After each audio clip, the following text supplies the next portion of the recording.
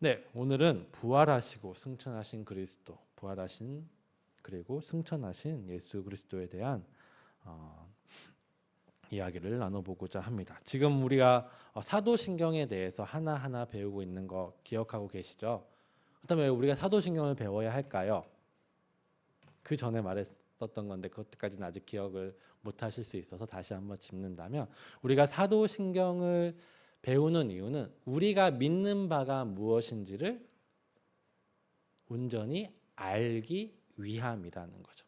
사도신경을 우리가 매 예배마다 암송하고 읽는 이유는 우리 그리스도인으로서 내가 믿는 바가 무엇인지 그것을 정리한 것이 사도신경이기 때문입니다. 우리가 날마다 사도신경을 암송하고 외우고 읽음을 통해서 우리가 이것을 믿는구나. 그래서 사도신경이 세 개의 믿음, 전능하신 하나님, 성부 하나님에 대한 믿음과 성자 하나님에 대한 믿음, 그리고 성령 하나님에 대한 믿음으로 나누어져 있었다고 배웠던 것 기억하실 겁니다. 그래서 지금은 뭘 하고 있죠? 지난주까지는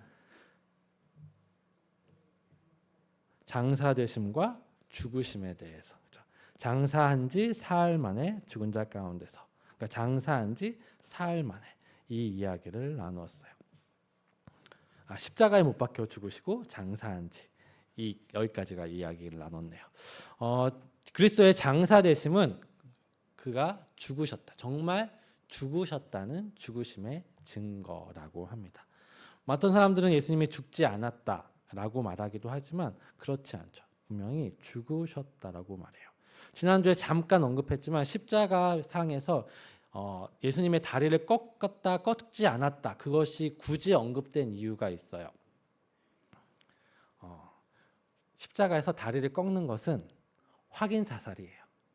그러니까 죽은 사람을 꺾음으로 말미암아 완전히 죽이는 역할을 해요. 근데 이 로마 병정들이 예수님의 다리를 꺾지 않았다는 것은 완전히 죽었음을 확인했다는 의미겠지요. 네. 그래서 예수님이 장사하셨다는 것은 완전히 죽으셨다는 것. 이게 왜 중요합니까? 부활과 연결되어 있기 때문이에요. 예수님이 죽지 않으셨다면 부활은 반쪽짜리, 부활은 없는 거나 마찬가지죠. 그러나 우리는 분명히 부활을 믿는, 부활이 정말 우리 신앙의 핵심이기도 하죠. 그래서 우리가 주일날 예배드리는 이유는 무엇일까요? 네, 예수님이 부활하신 한 주간 중에 예수님이 부활하신 날이 일요일이기 때문이죠. 주일이기 때문에 우리는 주일, 토요일, 안식일인 토요일이 아니라 교회는, 예수님을 믿는 우리는 주일을 지키는 것입니다. 예수님이 죽으셨다는 의미는 우리의 죄값을 치르셨고 이후에 우리의 죽음은 영생에 들어가는 것임을 보여주셨다라고 지난주에 살펴보았어요. 또한 사도신경에는 우리 성경, 우리 한글에는 없지만 음부강화에 대한 이야기가 있는데 그것은 우리의 구원을 더욱 확신시켜주는 구절이다, 이렇게 알고 넘어가시길 바랍니다. 오늘은 이제 45문, 예수님의 부활과 승천, 사흘 만에 죽은 자 가운데서 다시 살아나시며 하늘에 오르사, 이 부분을 함께 살펴보도록 하겠습니다. 그리스도의 부활은 우리에게 어떤 유익을 줍니까? 우리 함께 읽겠습니다. 첫째, 그리스도는 부활로서 죽음을 이기셨으며 죽으심으로 얻으신 의에 우리로 참여하게 하십니다. 둘째, 그의 능력으로 말미암아 우리도 이제 새로운 생명으로 다시 살아났습니다. 그리스도의 부활은 우리의 영광스러운 부활에 대한 확실한 보증입니다. 아멘. 네, 그리스도의 부활의 유익에 대해서, 그리스도의 부활이 왜 부활하셨는지에 대해서 그 세 가지의 유익을 우리에게 알려주고 있습니다. 먼저 예수님의 부활은 예수 그리스도의 부활에 우리가 참여하게 된다라고 말하고 있어요. 로마서 4장 25절을 함께 보겠습니다. 로마서 4장 25절입니다. 우리 함께 읽겠습니다. 예수는 우리가 범죄한 것 때문에 내줌이 되고 또한 우리를 의롭다 하시기 위하여 살아나셨느니라. 네, 되게 중요한 구절이죠. 예수님은 우리가 죄를 지었기 때문에 내줌, 십자가의 내줌이 되었다, 대속물이 되었다라는 거죠. 속전이 되었다, 속죄 제물이 되었다, 여러 가지 의미를 쓰잖아요. 그러니까 내 죄를 대신 치루시기 위해서 이 땅에 오시고 고난 받으시고 죽으셨다. 여기까지는 우리는 너무나 잘 알고 있어요. 근데 우리를 의롭다 하시기 위하여 부활하셨다라고 말해요. 이게 어떤 의미일까? 예수님이 부활하시지 않았으면 어떤 결과로 이어지는 것 같으세요? 예수님이 만약에 부활하지 않으셨다. 예수님이 하나님의 아들이시고 우리의 죄를 위해 십자가에서 죽으셨어. 근데 부활하지 않으셨어. 하면 그 결과는 무엇인지 아세요? 예수님은 하나님의 아들이 아닌 거예요. 왜요? 부활하지 않았다는 것은 그는 그의 죄 때문에 죽은 거죠. 사망이 그를 주장한다는 것은, 사망이 그를 놓지 않는다는 것은 그가 죄가 있다는 거예요. 하나님께서 창세기에서 태초에 이렇게 말씀하셨어요. 이 선악을 알게 하는 과실의 열매를 먹으면 정령 죽을 것이다. 죄를 지으면 사망이 우리를 통치하고 우리를 붙잡고 우리를 노예 삼는다라고 분명히 말씀하셨죠. 죽음은 죄의 결과예요.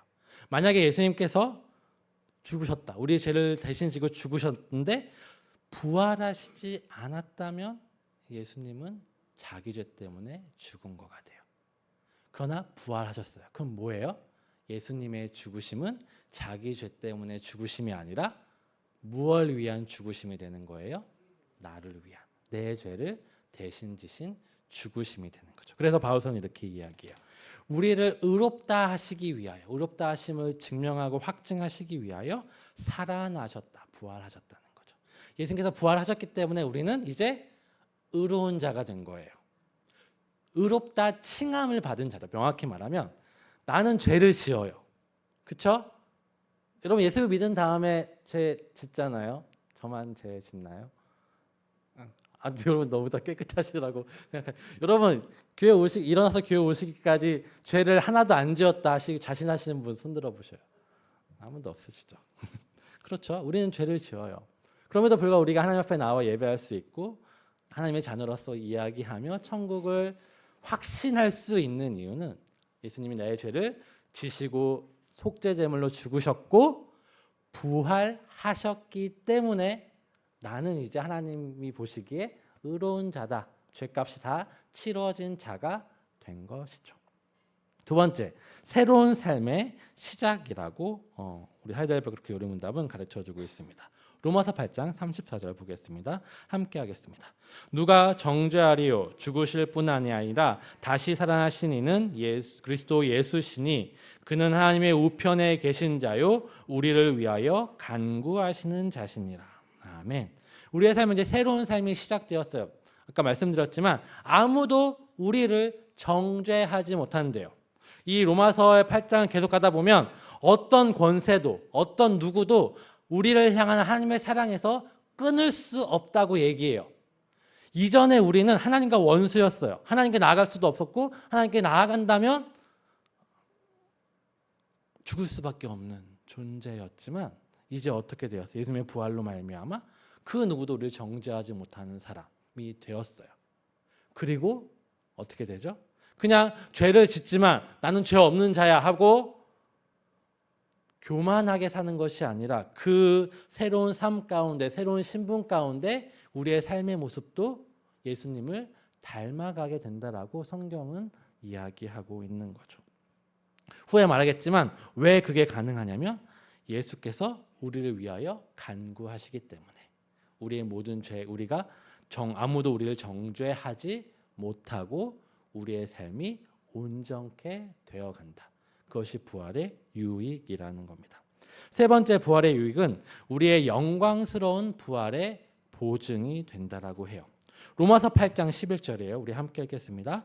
예수를 죽은 자 가운데서 살리신 이의 영이 너희 안에 거하시면 그리스도 예수를 죽은 자 가운데서 살리신 이가 너희 안에 거하시는 그의 영으로 말미암아 너희 죽을 몸도 살리시리라. 아멘. 우리는 죽지만 예수님과 함께 부활한다는 거예요. 이게 왜 가능할까요? 말씀드렸잖아요. 사망은 죄인만 주장할 수 있어요. 여러분은 죄인이에요, 아니에요? 죄인이죠. 죄를 짓죠. 여러분이 죽으면 사망이 여러분을 주장할 수 있을까요, 없을까요? 사망이 와가지고 넌 내 거야. 너는 이제 죽어야 돼. 넌 영원히 지옥에 가야 돼. 라고 말할 수 있을까요, 없을까요? 있어요, 없어요? 없어요. 왜요? 예수님이 우리의 죄값을 다 치르시고 죽으셨잖아요. 여러분은 죄가 없는 거예요. 그럼 죽어요. 죽었어요. 그럼 사망이 와요. 자, 가자. 라고 할 수 있을까요? 없다는 거예요. 성령이 우리를 붙잡으셔서 우리에게 생명을 주시는 것. 그것이 우리의 부활이죠. 예수님의 부활은 우리의 부활의 확증이 되는 거예요. 죄가 없는 자는 죽지 않는다는 거죠. 예수 그리스도 안에서 우리의 죄가 해결되었기에 우리는 예수 그리스도 안에서 함께 부활하심을 소망할 수 있는 것. 이것이 부활이 우리에게 주는 유익이라는 겁니다. 46번입니다. 하늘에 오르셨고 승천에 대한 이야기를 이제 나눠보도록 할게요. 하늘에 오르셨고라는 말로 당신은 무엇을 고백하고 있습니까?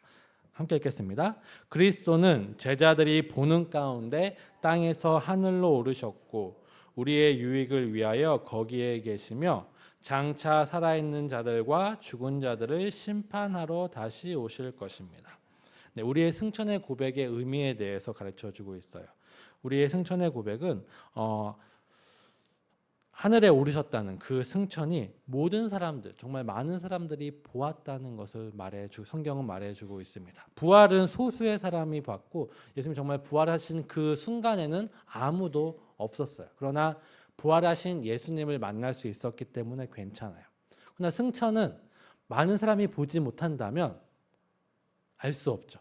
예수님이 그냥 실종되었는지 어디로 사라졌는지 없어졌는지 알지 못해요. 그러나 그렇게 예수님은 승천하실 때 많은 사람 앞에서 승천하셨어요. 이것이 사실이라는 것을, 분명한 사실이라는 것을 사람들의 눈과 경험으로 보여주셨다는 거죠. 두 번째, 우리의 유익을 위하여 거기 계신다. 예수님께서 승천하신 이유는 그냥 가신 것이 아니라 우리의 유익을 위해서 가셨다는 것. 그것은 이제 우리가 후에 49문에서 한번 살펴보도록 할게요. 그리고 예수님께서는 올라가신 채로 있는 것이 아니라 심판하시기 위해 다시 오실 것이다. 이거는 다음 주에 살펴보도록 하겠습니다. 우리 47문입니다. 47문. 그렇다면 세상 끝날까지 우리와 함께 있으리라는 그리스도의 약속은 어떻게 됩니까? 함께 읽겠습니다. 그리스도는 참 인간이고 참 하나님이십니다. 그의 인성으로는 더 이상 세상에 계시지 않으나 그의 신성과 위엄과 은혜와 성령으로는 잠시도 우리를 떠나지 않습니다. 아멘. 여기 오타가 있습니다. 위험이 아니라 위엄입니다. 위엄. 네, 죄송합니다. 위엄이에요. 승천에 대해서 가르치고 승천의 유익에 대해서 말하기 전에 잠깐 이야기가 옆으로 샜어요. 왜냐하면 예수님이 승천하셨다는 것은 우리를 떠나셨다는 말씀이잖아요. 그렇죠? 근데 예수님께서 떠나시기 전에 이런 말씀을 하셔요. 내가 너희와 항상 함께 있으리라. 우리 마태복음 28장 20절 함께 볼게요. 볼지어다 내가 세상 끝날까지 너희와 항상 함께 있으리라 하시니라 하고 마태복음 끝이 납니다. 그런데 예수님이 갑자기 승천하셔요. 우리를 떠나신다는 거예요. 그러니까 이게 두 개가 말이 안 맞지 않는가요? 예수님의 승천과 예수님의 말씀이 모순되는 것이 아닌가요? 라는 질문에 대해서 답을 먼저 해주고 있어요. 여러분 어떻게 생각하세요? 예수님께서 내가 너희와 항상 함께 있을 것이다 라고 말씀하셨는데 왜 갑자기 승천하셨을까? 하나님이 부르실 줄 모르고 이 말씀을 하신 걸까요? 마태복음의 말씀을 하나님께서 부르실 줄 모르고 이 말씀하셨는데 갑자기 하나님이 꿈에 너 이제 올라와야겠다 해가지고 올라가신 걸까요? 그건 아니겠죠. 그럼 어떤 의미가 있을지 우리 한번 살펴볼게요. 요한복음 17장 11절이에요. 우리 계속해서 읽겠습니다. 함께 하겠습니다. 나는 세상에 더 있지 아니하오나 그들은 세상에 있사옵고 남은 아버지께로 가옵나니 거룩하신 아버지여 내게 주신 아버지의 이름으로 그들을 보전하사 우리와 같이 그들도 하나가 되게 하옵소서. 아멘. 하나님께서는 우리를 떠난다고 하지만 예수님께서 우리를 떠나지 않으신다는 거예요. 예수님께서 자기가 떠나시기 전에 기도하시면서 우리에 대하여 간구해 주셨어요. 그리고 떠나시기 전에 후에 보겠지만 성령을 보내주시겠다고 하셨어요. 예수님의 우리를 떠나시는 것처럼 보이지만 예수님은 언제나 우리와 함께 하신다라고 예수님은 우리에게 말해주고 있어요. 기도하심으로, 그의 성령으로, 그리고 그의 다스리심으로, 그의 신성과 위엄과 은혜와 성령으로 우리를 떠나지 않는다는 것. 계속해서 볼게요. 계속해서 볼 때 뒤에 볼 때 나타날 때 지금 말하는 게 좋을 것 같아요. 우리가 성령 안에 있다라는 것은, 우리가 성령 안에 거한다는 것은 예수님이 우리를 찾아온다는 말이 아니라 성령을 통해서 우리가 하늘에 살고 있다라는 것을 의미한대요. 무슨 말이냐면 여러분이 예수님을 믿었어요. 성령이 여러분한테 임하셨어요. 여러분은 이 땅을 딛고 살아가고 있지만 여러분은 지금 어디를 살고 있는 거예요? 천국을 살고 있는 거예요. 예수 그리스도의 통치를 살아가고 있는 거예요. 그러니까 물리적으로 우리가 눈에 보이는 물리적인 공간적인 천국과 지옥의 이 땅과 천국의 나눔이 아니라 여러분은 이 성령 안에서 어디를 살고 있어요? 예수님의 통치하시는 나라를 살고 있는 거예요. 여러분 지금 하늘에 있다는 거죠. 예수님은 우리를 떠나셨지만 떠나심으로 말미암아 성령을 보내셨어요. 성령을 보내시면 우리를 어떻게 해요? 하늘로 이끄셨다는 거예요. 이게 영적인 신비의 모습인 것 같습니다. 그래서 어떻게 해요? 우리와 같이 그들도 하나가 되게 하옵소서라고 말해요. 우리와 같이 뭐예요? 성부, 성자, 성령 하나님의 하나 되심, 그의 교제, 그의 충만하시고 온전하신 교제, 그것이 의미하는 것은 바로 하나님 나라인 거죠. 우리가 이 땅에 있지만 우리는 이곳에서 성령 안에서, 그의 다스리심 안에서 성부와 성자와 성령 하나님의 충만한 교제와 충만한 나눔과 그 안에서 살아가는 삶을 경험하며 살아간다는 거예요. 그게 우리의 삶이죠. 여러분 그렇게 사시나요? 그렇지 못하죠. 그렇죠? 너무나 갈등이 많죠. 작은 말 잘못해서 갈등하고 오해하고 화내고 싸우고 삐지고, 그렇죠? 그게 우리들의 모습이죠. 상처받은 마음들이 가득한 우리들의 모습이에요. 완전히 하나 되는 그 하나됨이 무엇일까가 참 의문스럽기도 해요. 그런데 우리가 성령 안에 잠겨 있을 때 한번 생각해 보세요. 여러분 성령 안에 충분히 잠겨 있을 때 보세요. 상대방을 봤을 때 이해가 돼요. 용납이 되고 나를, 내 생명까지도 내어줄 수 있을 것 같아요. 여러분 그런 경험 다 해보셨죠? 다 해보셨을 수 있습니다. 그리고 그것을 소망하시며 사셨으면 좋겠어요. 우리의 삶의 목적과 소망, 우리의 기도의 제목이 그러해야 할 것 같아요. 그냥 막연히 내가 원하는 지금 돈이 많으면, 아니면 지금 이 문제가 해결되면 행복할 것 같습니다 라는 것들은 결국 우리를 행복으로, 잠깐의 행복은 주지만 영원한 행복으로 인도하지는 못해요.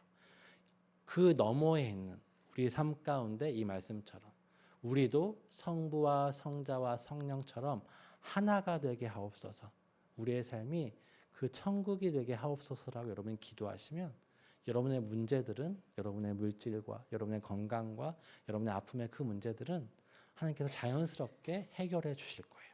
그것을 소망하며 나아가기를 바랍니다. 우리 계속해서 볼게요. 이제 그런데 그리스도의 48문이에요. 그런데 그리스도의 신성이 있는 곳마다 인성이 있는 것이 아니라면 그리스도의 두 본성이 서로 나뉜다는 것입니까? 함께 읽겠습니다. 결코 그렇지 않습니다. 신성은 아무 곳에도 갇히지 않고 어디나 계십니다. 그러므로 신성은 그가 취하신 인성이 초월함이 분명하며 그러나 동시에 인성 안에 거하시고 인격적으로 결합되었습니다. 네, 무슨 말인지 하나도 모르겠습니다. 그렇죠? 저도 모르겠어요. 이게 나온 이유는 그 당시 시대 상황에서 되게 중요한 논쟁거리였기 때문이에요. 이래서 이런 거예요. 우리가 성찬식을 하잖아요, 그렇죠? 우리가 예수님의 피와 살을 먹고 마셔요. 근데 이제 떡을 먹을 때 이 떡이 뭐예요? 이 빵이 뭐예요? 예수님의 몸이죠. 그럼 예수님의 몸의 일부분으로 변할까요? 안 변할까요? 웃으시네요. 네, 옛날 사람들은 변한다고 생각했어요. 내가 잡아서 입에 들어가는 순간 이게 예수님의 진짜 살로 변한다라고 주장하는 사람들도 있었어요. 여러 가지 정말 예수님의 신성과 인성을 어떻게 생각해야 되는지 되게 고민이 많았던 시절이었던 거죠. 예수님의 하나님 되심과 예수님의 인간 되심이 정말 완벽한 그 육체 안에서 하나가 되셨고 그것이 온전히 인격적으로 결합되었다라고 가르쳐요. 예수님이 죽으신 이후에 예수님이 인간을 버리셨나요? 버리셨을까요? 예수님이 죽으신 이후에 예수님은 육신이 없으셨나요? 성경 분명히 그것을 강조해요. 육신이 있으셨어요. 그렇죠? 육체 안에 하나님의 신성과 인성이 여전히 거하고 계세요. 그런데 그 육신의 특성이 죄의 모든 한계를 벗어 버렸다는 그 특성을 가지고 있는 거죠. 그래서 예수 그리스도 안에서 신성과 인성이 온전히 결합되어 있대요. 그렇기에 예수님의 그 신성이 우리와 함께 계시다고 해서 예수님께서 신성과 인성이 분리되었다가 아니라는 거예요. 예를 들어 이런 게 있어요. 요한복음 11장 11절의 예를 보면 조금은 이해될 것 같아서 가져왔어요. 함께 읽겠습니다. 이 말씀을 하신 후에 또 이르시되 우리 친구 나사로가 잠들었도다. 그러나 내가 깨우러 가노라. 아멘. 이게 어떤 이야기냐면요. 예수님이 어디서 사역하고 계셨는데 사람들이 어떤 사람이 막 뛰어와요. 예수님이 정말 좋아하고 사랑하는 나사로가 죽게 되었습니다. 곧 죽을 것 같습니다. 빨리 오셔서 나사로를 낫게 해주십시오. 손에 손을 얹어서 치료해 주십시오라고 왔어요. 예수님 어떻게 하셔요? 진짜 빨리 가자라고 하셨나요? 아니죠. 들은 척 많은 척 하시면서 그냥 계속 거기서 사역하셨어요. 사람들은 답답하죠. 왜 예수님 왜 저러실까? 정말 예수님 나사로를 사랑하지 않으실까? 하다가 시간이 지났어요. 근데 어느 순간 예수님께서 이제 가자. 나사로가 잠들었다 하는 거예요. 그러니까 예수님의 제자들을 특히 도마는 이렇게 하죠. 잠들었으면 이제 나을 것입니다. 그러니까 그가 이제 편안하게 정말 잔다라고 생각했던 거예요. 근데 예수님은 어떤 의미로 말씀하셨죠? 그가 죽었다는 의미로 말씀하셨어요. 예수님이 나사로 옆에 있었나요? 엄청 멀리 떨어져 있었단 말이죠. 근데 어떻게 나사로가 죽었다. 다른 사람은 다 나사로가 정말 죽었는지를 아무도 몰랐어요. 누구도 알려주지 않았어요. 도마는 이렇게 얘기했잖아요. 그가 자니까 나을 것입니다. 라고 말했다는 것은 그 누구도 몰랐다는 거예요. 오직 예수님만 그 자리에서 알았다는 거죠. 예수님이 육신 가운데 그 한계 가운데 있었음에도 불구하고 그의 신성은 누구와 함께 있었어요? 나사로와 함께 있었다는 것을 보여주죠. 그러니까 예수님의 인성과 신성이 나누어졌나요? 아니라는 거예요. 나누어질 수 없다는 거예요. 그래서 골로새서 2장 9절에서 바울 사도는 이렇게 이야기합니다. 그의 안에는 신성이 모든 충만이 육체로 거하셨다. 예수님은 그런 분이셨다는 것을 보여줘요. 네, 잠깐 옆으로 샜어요. 그냥 이 정도로만 알고 넘어가셨으면 좋겠어요. 예수님은 온전한 육신을 가지고 계신 완전하신 하나님이셨다. 이 이상의 것들을 알면 머리가 터집니다.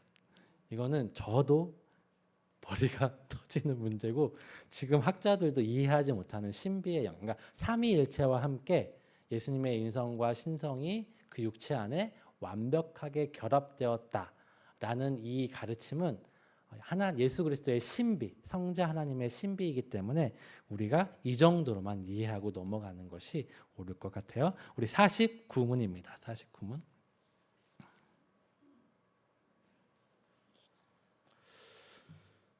함께 제가 문제를 읽을게요. 그리스도께서 하늘에 오르심은 우리에게 어떤 유익을 줍니까? 함께 읽겠습니다. 첫째, 그리스도는 우리의 대언자로서 하늘에서 우리를 위해 그의 아버지 앞에서 간구하십니다. 둘째, 우리 몸이 그리스도 안에 하늘에 있으며 이것이 머리 대신 그리스도께서 그의 지체인 우리를 그에게로 이끌어 올리실 것에 대한 확실한 보증입니다. 셋째, 그리스도는 그 보증으로 그의 성령을 우리에게 보내시며 우리는 성령의 능력으로 말미암아 그리스도께서 하나님 우편에 앉아 계신 위의 것을 구하고 땅의 것을 구하지 않습니다. 승천의 유익에 대해서 우리 보겠습니다. 먼저 승천의 유익의 한 가지는 우리에게 하나님 앞에서 우리를 변호해 줄 수 있는 변호사가 생겼다는 거예요. 네. 여러분의 고용한 변호사, 나의 뭐라고 하더라? 여러분의 변호사가 있어요? 내 법적 대리인이 여러분 있으십니까? 여러분 있으셔요. 예수님이 여러분의 법적 대리인이시다고 성경은 말하고 있어요. 그렇죠? 되게 고상하고 되게 제가 직위가 높아진 것 같은 느낌이죠. 네. 하나님 앞에 선 대언자, 우리 요한 1서 2장 1절 하반절 말씀이에요. 우리 함께 읽겠습니다. 만일 누가 죄를 범하여도 아버지 앞에서 우리에게 대언자가 있으니 곧 의로우신 예수 그리스도시니라. 예수님이 이제 하늘에 올라가셔서 우리의 변호사가 되어주신대요. 우리가 어떤 죄를 짓더라도 하나님이 우리를 미워할 수 없고 정죄하지 못하는 것은 예수님이 우리의 변호사가 되어주시기 때문이죠. 누가 우리를 고발하고 고소해서 형사재판에 넘긴다 할지라도 우리에겐 더 이상 유죄 판결이 나지 않는다는 겁니다. 우리를 이해하시고 또 예수님께서 자신의 피값으로 우리를 살았다는 것을 하나님 앞에서 우리를 위하여 간구하시기 때문이죠.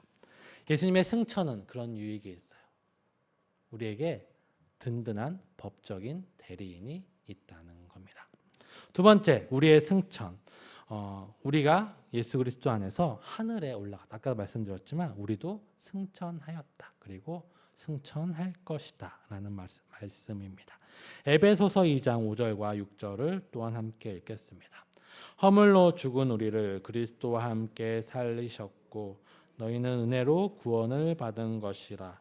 또 함께 일으키사 또 예수 안에서 함께 하늘에 앉히시니. 하나님께서 허물로 죽은 우리를 그리스도와 함께 살리셨어요. 우리는 그 은혜로 구원을 얻었다고 말합니다. 이제 우리를 함께 일으키셔서 어디로 보내셔요? 하늘에 함께 앉히셨다라고 말씀합니다. 그 이전에 에베소서 1장 마지막에 바울 사도는 이렇게 이야기해요. 교회는 그의 몸이다라고 말합니다. 우리는 예수님의 몸이죠. 지금 머리가 어디 계셔요? 하늘에 계셔요. 그럼 몸은 어디 있어야 돼요? 하늘에 있어야 되는 거죠. 그렇죠? 몸은 하늘에 있고 머리는 하늘에 있고 몸은 땅에 있으면 죽은 거죠. 그렇죠? 지금 무슨 말입니까? 예수 그리스도 안에 있을 때 우리는 예수님과 함께 하나님 앞에서 살아가고 있다는 사실, 하늘나라에 있다는 사실을 보여주고 있어요. 곧 이거는 뭐예요? 예수님이 다시 오실 때 우리는 영원한 하나님 나라의 백성임을 확증할 수 있다는 거예요. 이미 여러분은 어디에 있다는 거예요? 하나님 나라에 들어와 있어요. 죽은 후에 내가 내 죄 때문에 하나님 나라에 못 들어가는 거 아니야? 라고 걱정할 필요 없다는 거예요. 왜요? 여러분은 이미 하나님 예수 그리스도의 승천과 함께 하나님 나라에 들어가 있어요.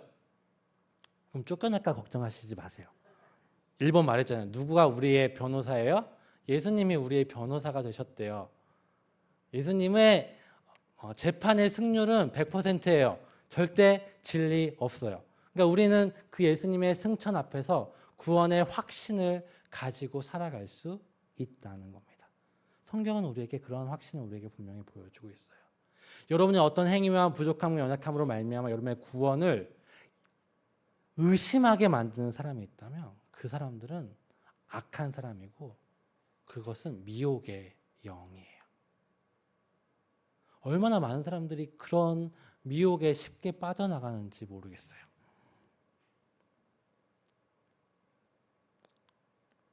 분명히 말씀하십니다.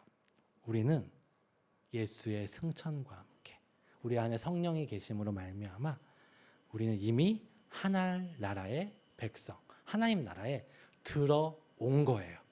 아시겠죠? 여러분은 하나님 나라의 백성입니다. 절대로 그것은 누구도 되돌릴 수 없는 사실이라는 겁니다. 세 번째, 성령의 보증에 대해서 말씀하고 계셔요.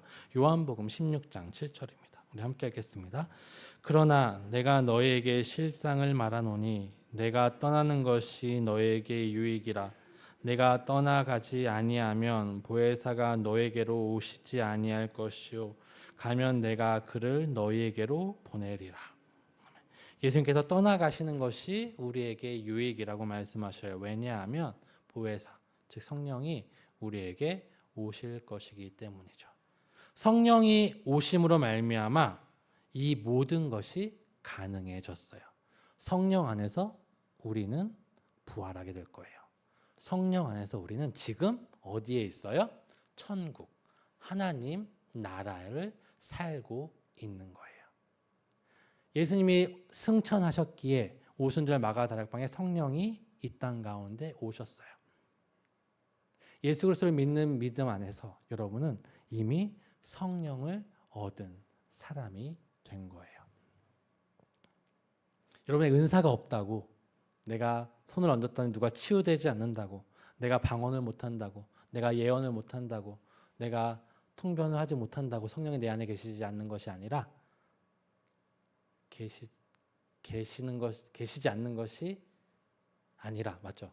계시지 않는 것이 아니라, 말을 조심해야 돼요. 계시지 않는 것이 아니라 여러분이 예수 그리스도를 믿음으로 예수님께서 십자가에서 내 모든 죄값을 치르셨다는 그 사실을 믿게 된다면, 믿어지게 된다면 여러분께서는 성령 안에 계신 겁니다.